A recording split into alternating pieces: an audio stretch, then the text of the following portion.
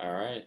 Um, cool. So it looks like we're live. Last week was crazy, so I didn't have a chance to make one of these. I had two weddings, so give everyone kind of the update of everything that's been going on. This week had three closings, so that was good.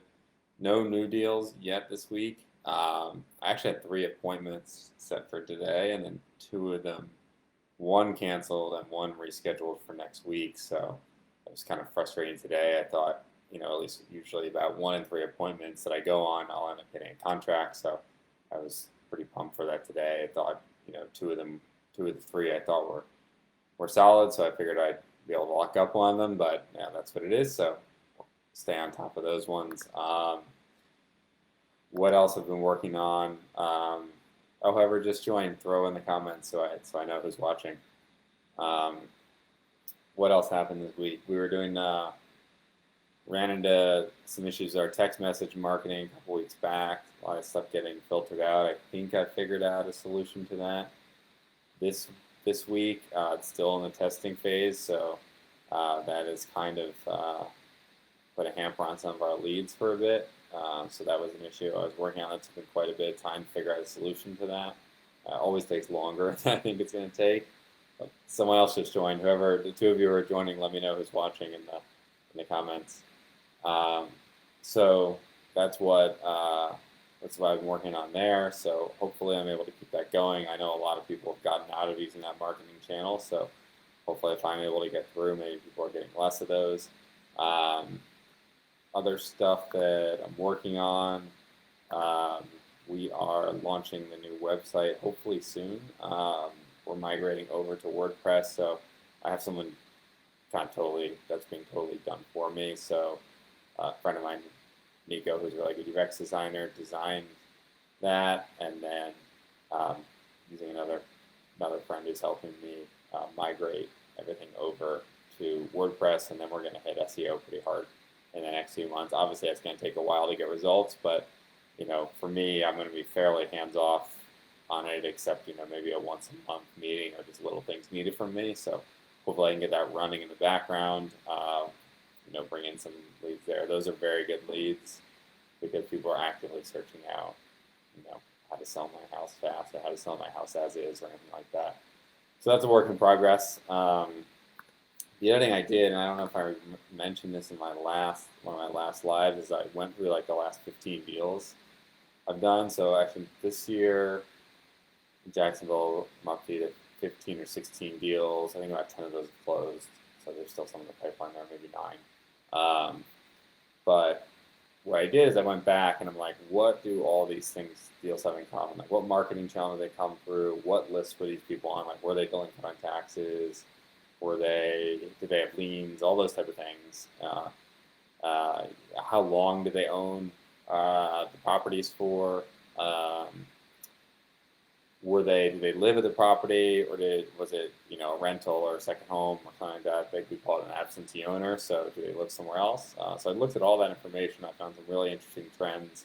The average person who I bought a home from owned it for 22 years on average, which is interesting. And pretty much the least amount of ownership that I bought from was 7 years.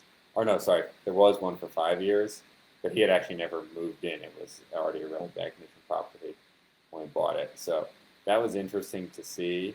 Whoever just joined, someone else just joined, throw it in the comments. Or if you have any questions, jump in. So it was interesting to see how the commonalities between the people who end up selling to me. So what I'm going to do is take that list and target my marketing towards people who fit within those categories. Another thing I noticed was 7 of the last 15 deals were absentee owners. But on the tax records, only one of them showed up as an absentee owner. The other ones actually had the property address as their mailing address. So I'm going to try to do some cool stuff around that using credit bureau data to take my database of people, upload it to a data provider, and get back from the credit bureaus where their most recent address is. And I started calling them kind of ghost absentees. So I'm going to target people who they're absentee owners, but they're not showing as absentee owners on the tax records, right? So most people may not realize that they're absentee owners. And I found that a lot of those people I bought houses from, they were like accidental landlords, right? They bought one house. I had one who bought one like right before the downturn, so she rent and then had to move for work, so she couldn't sell it. She couldn't sell it at a loss, so she owned it for all this time, and the market finally came back, and she was able to sell it, right? So she had owned it for at this point, I think about 12 years. She bought it in 2008, which was very unfortunate timing. But that's one thing I noticed. So it was kind of cool to go back and see what the commonalities were. You know, how long people own properties for. Pretty much, if I'm hitting anyone who's owned a property for less than 7 years, I made a small data set, but it seems like wasting my time almost. So, you know, obviously only 15 deals is a small data set, but interesting to kind of see there.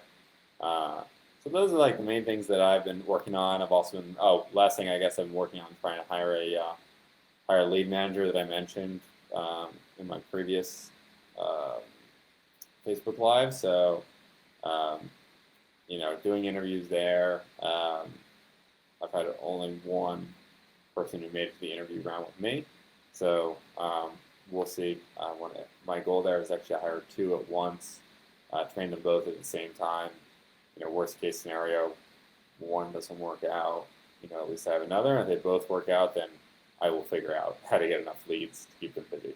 And the goal for that person is just going to stay in touch with leads, qualified leads, cold call a little bit for like high intent people, like, you know, maybe people going up to the house counter for auction in 30 days, and then just set appointments for me. So I'll still be doing the acquisitions, but I'm starting to get overwhelmed with the amount of follow-up that needs to happen. So I want to hire someone who could just, that is their focus. So that's pretty much what I've been working on, and I'll give everyone else an update next week. Yeah, I'll keep everyone in the loop.